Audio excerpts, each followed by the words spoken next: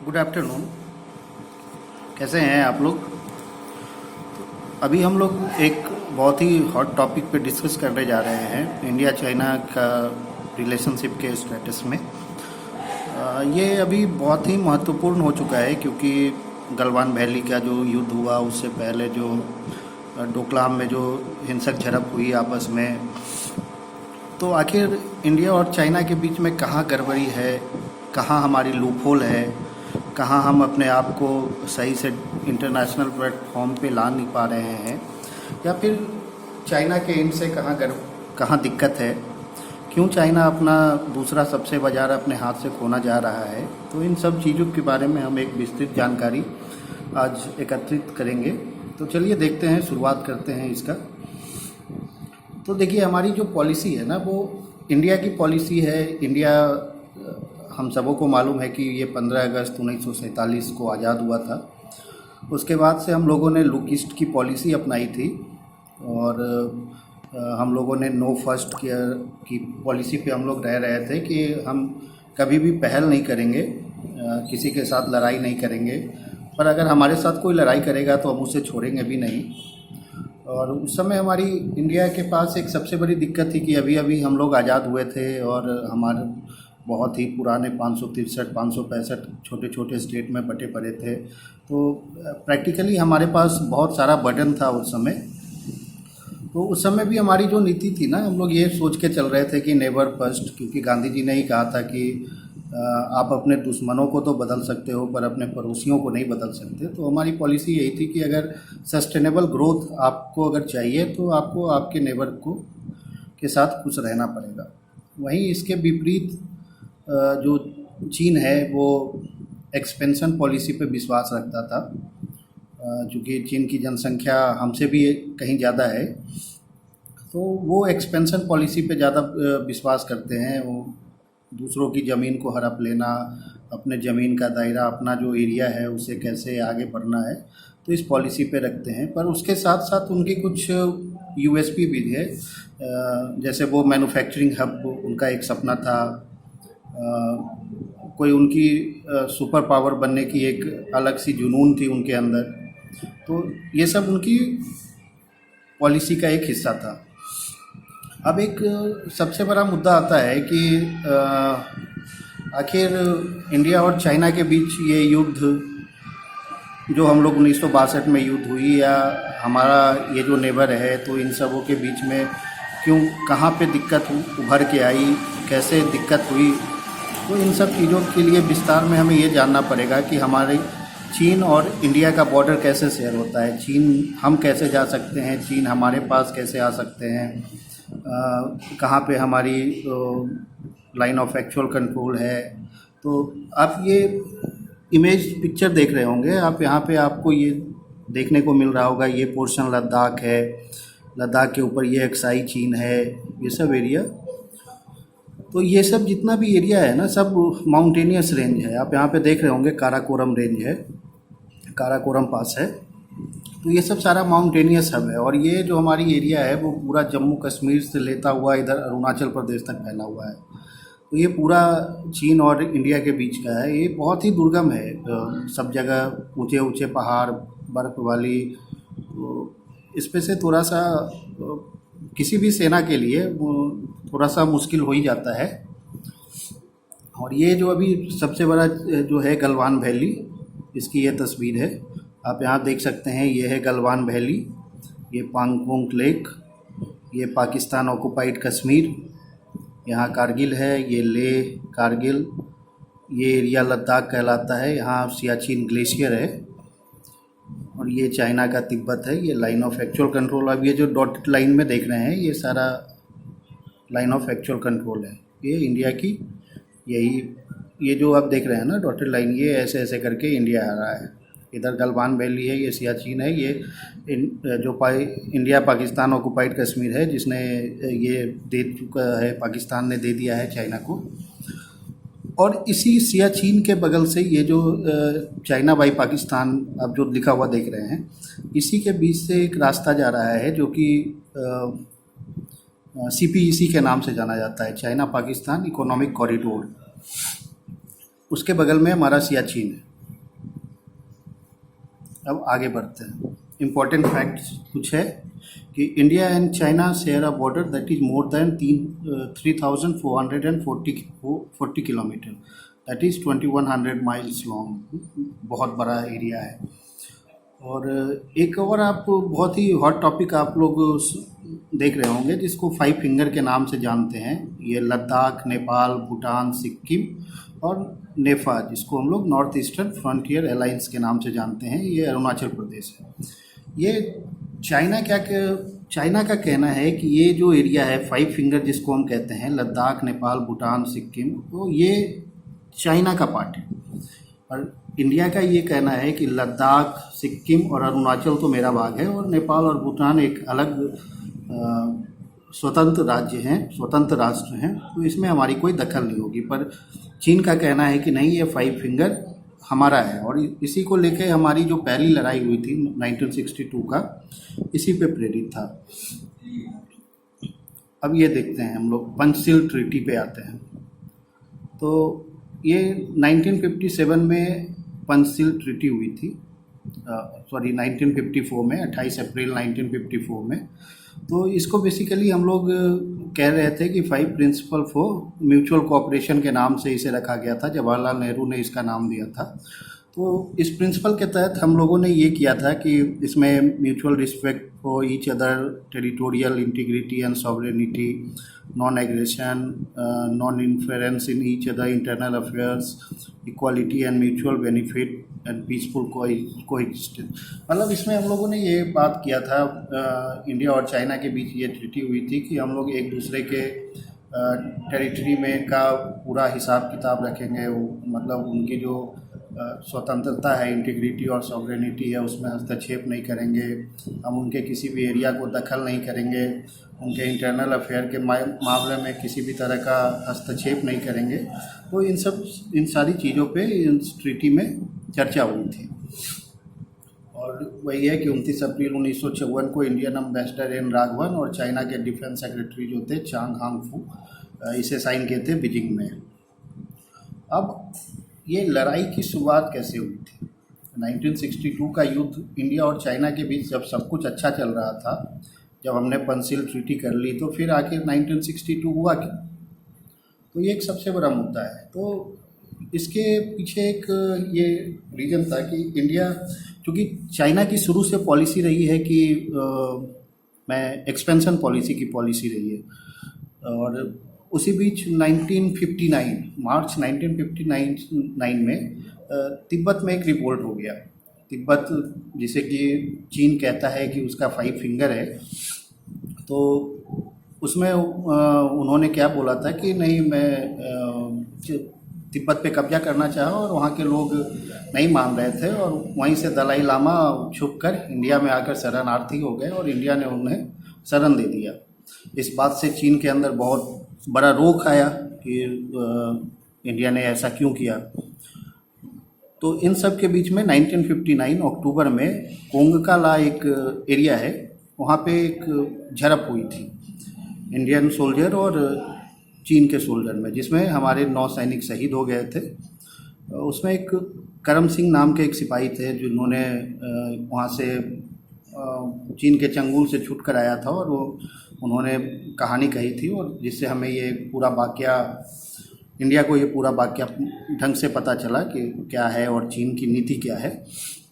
तो यहाँ से जब उन्होंने ये कोंगका ला हुआ और करम सिंह की जवानी सुनी, तो हम लोगों को, जवाहरलाल नेहरू और उनकी गवर्नमेंट को यह एहसास हुआ कि कहीं ना कहीं चीन के उसमें कहीं ना कहीं दिक्कत है, और हमारी फिलॉसफी में। लेकिन उस पर क्या काम करना है, कैसे काम करना है, इसके बारे में उन्हें अभी उन्होंने सोचा नहीं था, उन्होंने मिसकैलकुलेट कर लिया।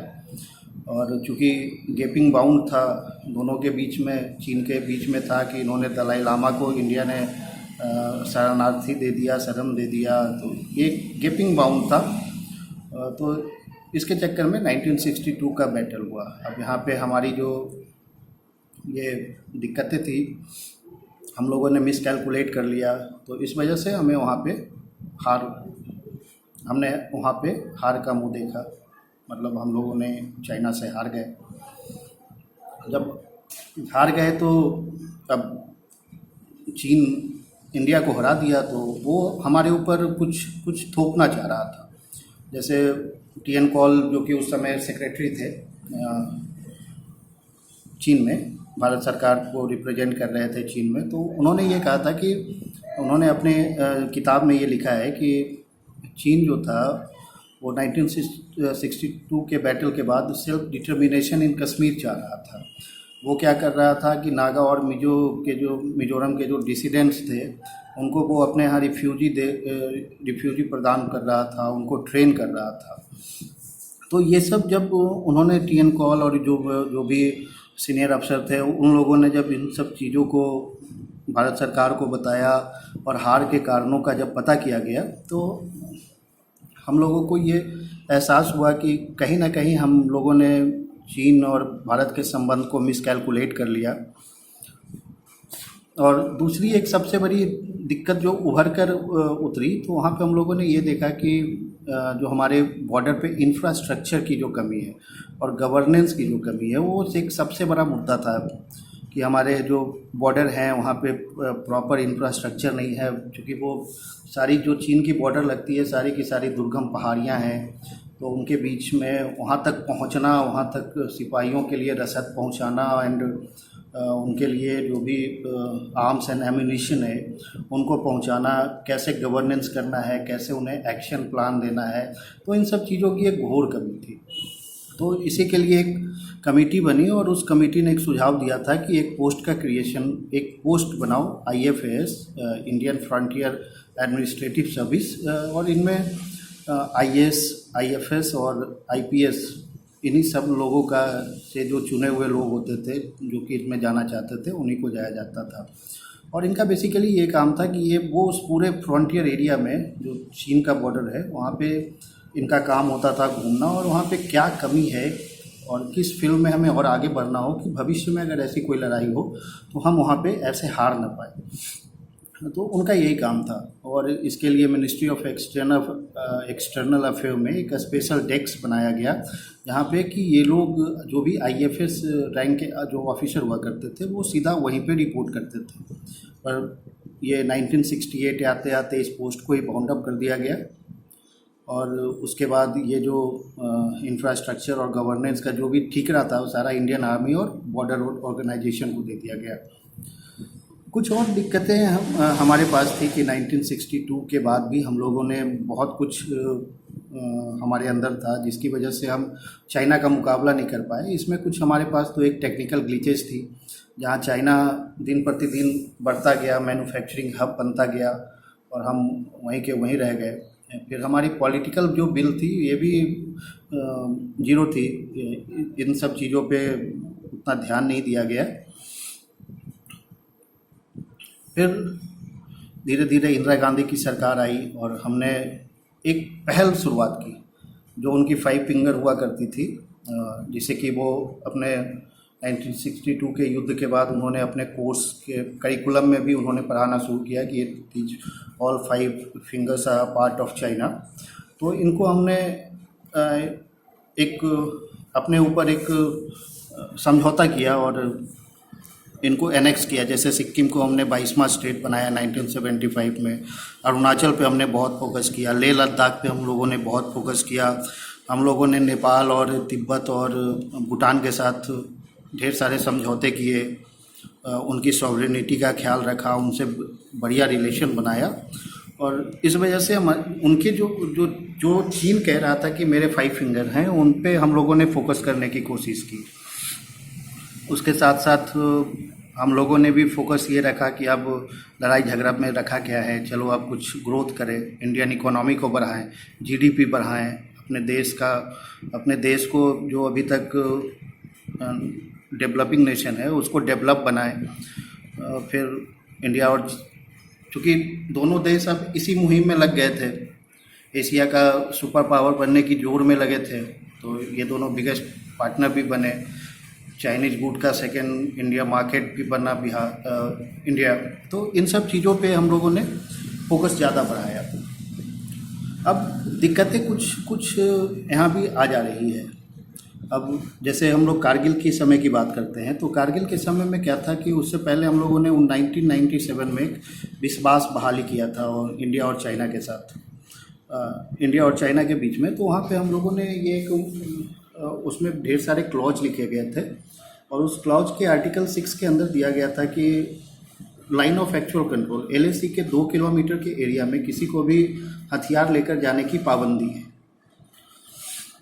अब हमारे जिस समय कारगिल हुई थी, तो कारगिल के दौरान क्या हुआ करता था ना कि हेड्स ऑफ ऑल जो स्टाफ हैं, डिफेंस स्टाफ, एयर स्टाफ हो या नेवल स्टाफ हो या फिर मिलिट्री स्टाफ हो, तो ये लोग एक जॉइंट प्रेस कॉन्फ्रेंस करते थे। प्रेस को, मीडिया को, आम पब्लिक को या फिर हमारे जो पॉलिटिशियन हैं उनको सारा कुछ खबर दिया जाता था। और कारगिल से पहले भी हमारे पास एक कोर था जिसकी रिस्पॉन्सिबिलिटी थी कि वो श्रीनगर, चाइना और पाकिस्तान बॉर्डर सबका सेफ गार्ड करे। और आफ्टर कारगिल हम लोगों ने 14 कोर बनाया, जिसका मेन प्राइमरी एम जो था वो था कि ले चाइना बॉर्डर का हिफाजत करना।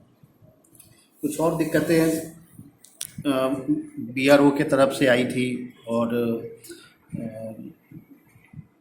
इंडियन आर्मी की वजह से गई थी। उन लोगों ने 2000 में सरकार को ये दिया था कि बहुत सारे एरिया में रोड बनाने का काम है और 2012 तक कोई काम नहीं हुआ था। इसी तरह माउंटेन कोर की तरफ से भी समय समय पर ढेर सारी बातें कही जा रही थी। जब तक कोई काम नहीं हुआ चीन शांत था, जब तक कोई काम नहीं हुआ तब तक चाइना शांत था। उसका व्यापार अच्छा चल रहा था, इंडिया उसका सबसे बड़ा बाजार था, इंडिया के साइड से कोई चहलकदमी नहीं हो रही थी, चीन जो चाह रहा था अपनी मनमानी किए जा रहा था। पर समय बदला, कुछ समय के बाद सरकार बदली और एक्शन शुरू हुआ। अब जब हम लोग ये सब बात कर रहे थे तो आप लोगों ने बहुत पहले एक पिक्चर देखा था जिसमें आपने सियाचिन को देखा होगा। और ये जो गलवान वैली है, गलवान वैली के बगल में गोल्डी बेग ओल्डी के नाम से एक एरिया है जो करीब 13,000-14,000 फीट की ऊंचाई पे है समुद्र तल से। तो अब हम लोगों ने वहाँ पे क्या किया था कि अब धीरे धीरे बॉर्डर रोड ऑर्गेनाइजेशन और इंडियन आर्मी ने उन सब दुर्गम स्थानों पे पहुँचने के लिए रोड बना दी। तो ये चीन की मीडिया, चीन की सरकार को ये लग रहा था कि ये रोड बना रहे हैं, ऐसा क्यों कर रहे हैं। अगर चूँकि जब रोड बन जाएगा, इंफ्रास्ट्रक्चर विकसित हो जाएगी, तो अगर आप हम पे अटैक करोगे तो हम भी आप पे अटैक कर सकते हैं, रसद पहुंचा सकते हैं, सामान पहुंचा सकते हैं। और जितनी भी हाई पीक पॉइंट है जैसे गोल्डी बेग, सियाचिन, तो इन सबों पे सबसे पहले हम लोगों ने कब्जा कर रखा है। कब्जा करने के बाद हम लोगों ने क्या किया कि गोल्डी बेग ओल्डी पे रनवे बना दिया गया और यहाँ पे इंडियन गवर्नमेंट ने सक्सेसफुल ट्रायल कर लिया। यहाँ इन्होंने मिग को उतार लिया, मिराज को उतार लिया। अब सियाचिन के बगल से ही CPEC जा रही है जो कि चाइना का एक बहुत ही महत्वाकांक्षी प्रोजेक्ट है। अब चूँकि चाइना को ये भी डर सता रहा है कि सियाचिन पे हम लोगों ने ध्रुव की लैंडिंग करा दी। सियाचिन सबसे ऊंचा वार का स्थान है। अब दिक्कत यहाँ से आ रही है कि अगर CPEC पे अगर चाइना कुछ करता है या पाकिस्तान कुछ करने की कोशिश कर रहा है तो सियाचिन से हम CPEC को कंट्रोल कर सकते हैं। इधर के एरिया को जो कि हमारा गलवान वैली का एरिया है उसको हम गोल्डी बेग से कर सकते हैं। तो इन सब चीज़ों से चीन थोड़ा सा बौखलाया। बौखलाने के क्रम में उसने डोकलाम का किस्सा हमारे सामने आया। डोकलाम में यही हुई। अरुणाचल में हम लोगों ने रोड बना रहे थे, इंडियन गवर्नमेंट रोड बनवा रही थी। अब चीन को लगा कि जब रोड बन जाएगी तो फिर हम तो हमारी जो शहंशाहत है यहाँ पे, ये तो हम कामयाब नहीं हो पाएंगे। जो भी प्रायोजित कर रहे हैं इसमें हम सक्सेस नहीं कर पाएंगे। पता है इसका अल्टीमेटली एम क्या है? इसे रोको, इंडिया को धौंस दिखाओ, क्योंकि हम तो सुपर पावर हैं, इंडिया तो हमसे सब कुछ में कम है। तो इन सब के चक्कर में ये डोकलाम हुई और इन्हीं के चक्कर में ये गलवान वैली भी हुआ। गलवान वैली के पीछे भी सेम रीजन है। तो अल्टीमेटली कहने का मकसद हमारा यही है कि चीन अपने आप को एक बहुत ही बड़ा सुपर पावर बनने की कोशिश में है। कोरोना वायरस की वजह से सब सारे देश अभी त्रस्त हुए हैं। तो इस बीच में गलवान वैली और हांगकांग और इंडिया जैसे मुद्दों में पूरे विश्व का ध्यान केंद्रित करके और इस कोरोना से अपने आप को बचने के लिए और अपने आप को ये दिखाने के लिए कि मैं एक सुपर पावर हूँ, तो इसके लिए गलवान वैली जैसा ये काम चीन के तरफ से किया जा रहा है। अब जहाँ तक सोचने की बात है कि चीन को और इंडिया को लड़ाई से किसी को फ़ायदा नहीं है। अगर लड़ाई होगी तो चीन अपना पूरा बाज़ार, जो कि इंडिया एक सबसे बड़ा बाज़ार है, तो उस पूरे बाज़ार को खो देगा। और हमारे पास, इंडिया के पास भी अभी उतनी कुछ मैन्युफैक्चरिंग हब नहीं है कि आप चीन पे निर्भरता एकदम से कम कर सकते हो। और जहाँ तक बात है कि नॉन इसेंशियल आइटम तो आप ठीक हो, चलो आप छोड़ सकते हो, लेकिन जो एसेंशियल प्रोडक्ट हैं तो उसके लिए तो आप तुरंत से नहीं छोड़ पाओगे। तो इन सबों का सार अल्टीमेट यही है कि हमें अब पहले अपनी निर्भरता बढ़ाओ, क्योंकि जब तक आप ताकतवर नहीं होते हो, जब तक आप ताकतवर नहीं होगे तब तक आप फिर कुछ कर नहीं पाओगे। तो पहले आप अपने अंदर उतने इंफ्रास्ट्रक्चर को डेवलप करो, आप उस टाइप की मैन्युफैक्चरिंग हब को अपने अंदर पहले विकसित करो, बाद में तो चीन और अमेरिका सबसे इंडिया आगे बढ़ सकता है। तो अल्टीमेटली आज की कहानी की सार यही थी। धन्यवाद। Thank you.